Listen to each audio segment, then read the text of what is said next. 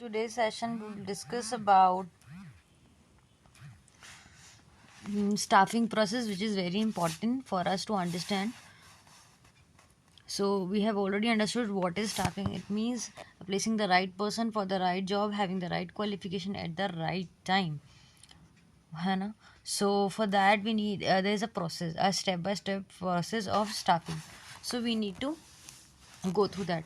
Let us quickly understand it, and it is very easy. So first is estimating manpower requirement. So what does that mean? अगर अब हमें staff लगाना है तो पहले हम ये देखेंगे हमारे को कितने लोगों की रिक्वायरमेंट है. ठीक है, that is known as estimating man power requirement. Staffing process begin with estimation of man power requirement. अगर हमको लोगों को लगाना है तो पहले हम ये देखेंगे ना हमारी कितनी कैपेसिटी है, हम कितना काम करना है, हमें कितने लोगों की ज़रूरत है इस काम को करने के लिए. So by the organization in near future man power requirement is not only to find out the number of people needed, also type of people. इसका मतलब ऐसा नहीं है कि सब कौन से लोगों को भरना है और कितने लोगों को भरना है. इसका मतलब ये नहीं कि कितने लोगों को भरना है, किस टाइप के लोगों को हमको चाहिए, किसकी रिक्वायरमेंट है. For example we do not have a packaging people, है ना. पैकेजिंग के लिए लोग कम पड़ रहे हैं तो हमें पैकेजिंग के लिए उस तरीके का स्टाफ की ज़रूरत है. सपोज मार्केटिंग जो है हमारी प्रॉपर्ली नहीं हो रही, लोग कम पड़ रहे हैं तो हमें मार्केटिंग के लोगों की ज़रूरत है. ठीक है. सो फाइनेंस के लिए हमें रिक्वायरमेंट है. सो हमें टाइप ऑफ पीपल भी पता करना है. Type means what should be the qualification, education, background of people we are है ना वी वांटेड टू अपॉइंट. हमें किस तरीके की रिक्वायरमेंट है. फॉर एग्जांपल हमें मार्केटिंग का बंदा चाहिए जो मैनेजमेंट संभाले, उसके लिए और मैनेजमेंट के लिए बंदा चाहिए. So we it does not means that which type the need of people, but also the type of number ही नहीं जानना है हमें. टाइप ऑफ पीपल की किस तरीके के पीपल हमें चाहिए. Type means what should be the qualification and education background. So for that what we will find out the workload analysis. कि सबसे पहले हम क्या देखेंगे कि वर्कलोड कितना है हमारे ऊपर. सपोज है ना आपको महीने के अंदर 10,000 यूनिट प्रोड्यूस करनी है तो हमारे पास इतने एम्प्लॉयज़ नहीं है. तो what we will do is find out the type of employees required to perform the various job design the organization. सबसे पहले हम वर्कलोड देखेंगे कि हमारा काम इतना है ही नहीं और अब इतने एम्प्लॉयज़ अपॉइंट कर ले तो कोई मतलब नहीं है. सो हम पहले देखेंगे वर्कलोड कितना है. फिर वर्कफोर्स एनालिसिस, अभी कितने लोग वर्किंग कर रहे हैं. पहले हमने काम देख लिया तो अभी कितने हैं और अभी हमें, और फिर उसके बाद हम करेंगे कंपैरिजन कि काम के हिसाब से जो लोग हैं वो कम पड़ रहे हैं तो हमें क्या करना होगा, उसे कंपैरिजन कर रहे हैं कि वर्कलोड और वर्कफोर्स जो भी पहले से हैं और हमें कितने की और ज़रूरत है. तो हम उसके अंदर जो है एनालाइज कर सकते हैं ईजीली कि हमें हमारा वर्कलोड कितना है और फिर वर्कफोर्स जो अभी वर्क कर रही है और हमें कितने की ज़रूरत है. सो हम क्या कर लेंगे, एस्टिमेटिंग मैन पावर रिक्वायरमेंट कि हमें कितने लोगों की ज़रूरत है. सो एक थ्योरेटिकल पार्ट भी आप जो है रीड कर लीजिएगा. नेक्स्ट स्टेप, तो फर्स्ट हमारा जो स्टेप था वो हमारा क्लियर हो गया है. Now next is recruiting. Recruiting एक ऐसा प्रोसेस है जिसमें हम क्या करते हैं, अट्रैक्ट करते हैं लोगों को to apply for the vacant job, है ना. सो दैट क्या होता है, एक रिक्रूटमेंट एक ऐसा प्रोसेस है जिसमें क्या होता है, attracting more and more people for the vacant job. जिसमें हम चाहते हैं कि बहुत सारे लोग अप्लाई करें. तो हम क्या, हमारे लिए क्या होगा, हम ऐसे क्यों चाहेंगे कि बहुत ज़्यादा लोग अप्लाई करेंगे, ताकि हम क्या करेंगे इन सब में से जो सबसे बेस्ट होगा ना हम उसे चूज़ कर सकते हैं. It refers to the process of including people to apply for the job in the organization after assessing the number and types of employees required for the management task, and more people should apply for the job so the organization can get more choices and select better candidates.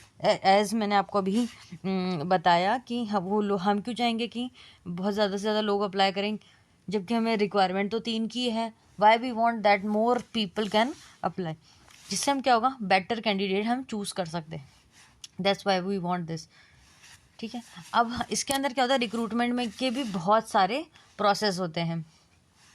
Like inside जो भी मतलब with in an organisation ही हम appoint कर लें। For example हमारे को जो है मैनेजर की ज़रूरत है, पर जो हमारे वर्किंग में से ही एक अच्छा बंदा है जो कि मैनेजिंग अच्छे से कर सकता है, हमें लगता है, तो हम उसी को ही मैनेजर की पोस्ट दे दें, तो ये हो गया हमारा, उसका क्या है, प्रमोशन भी हो जाएगा। तो ये हो गया हमारे लिए इनसाइड रिक्रूटमेंट भी हो गया है।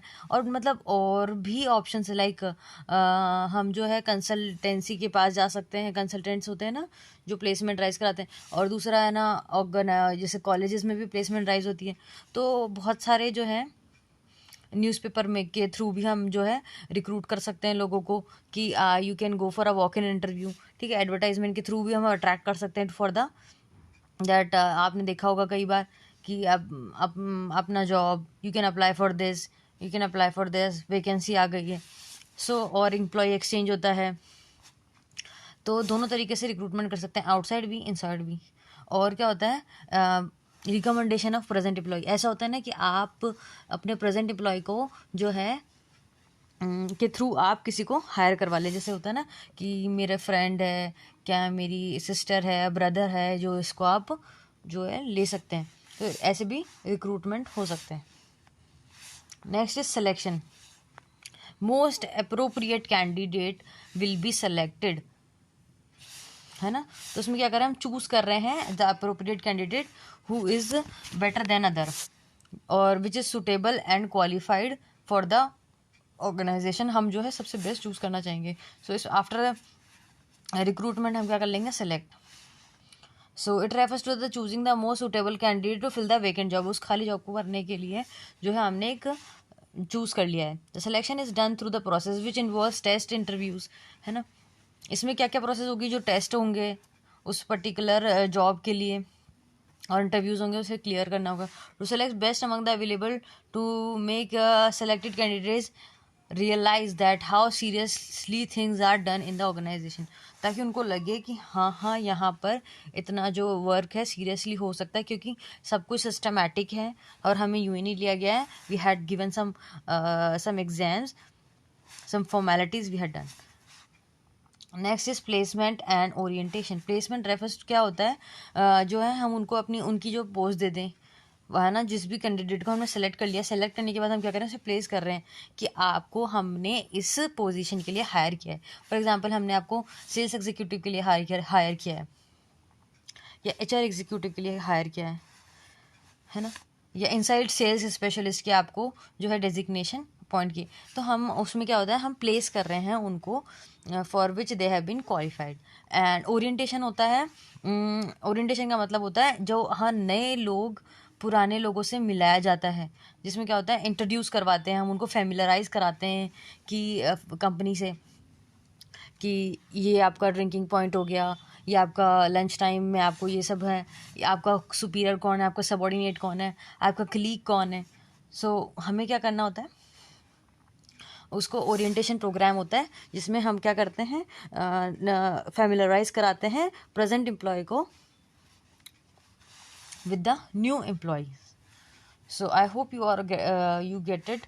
सो इसमें आप अपन एक बार रीड भी कर लेते हैं इसको। Placement refers to occupy the post of a candidate for which is selected. After selection the employee has given appointment letter मिलता है and is selected and is asked to occupy the vacant job position. जो है offer letter मिल जाता है, वो ही that then the person leads to जो है उसको एक्सेप्ट करते हैं।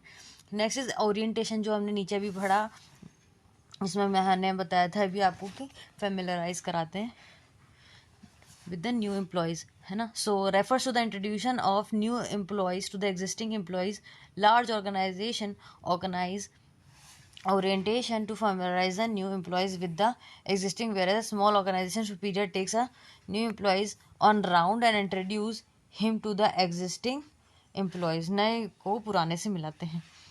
नेक्स्ट होता है आफ्टर प्लेसमेंट ओरिएंटेशन ट्रेनिंग। उनकी ट्रेनिंग होगी to improve the competence of employees and to motivate them it is necessary to provide a training and development opportunities for employees कि for which they have been selected, ठीक है, for they have to perform the task। तो उनको क्या है, training दी जाएगी कि आपको कैसे क्या काम करना है। तो क्या so that they can have an idea to perform the particular task. Providing the training and development not only motivate employees, but these improve efficiency and work also. Motivate करने के लिए नहीं होता है ये सिर्फ एम्प्लॉयज़ को, इससे क्या होता है कि वो अच्छे से परफॉर्म करेंगे अपना टास्क और काम को. So I hope you are all are cleared with this. Firstly we had started, जो हमारा पहला था वो था man power recruitment, estimating the man power. उसके बाद हमने किया रिक्रूटिंग, उसके बाद होगा सिलेक्शन, फिर प्लेसमेंट एंड ओरिएंटेशन कर दिया जाएगा, फिर training and development. So I hope it is clear to you all.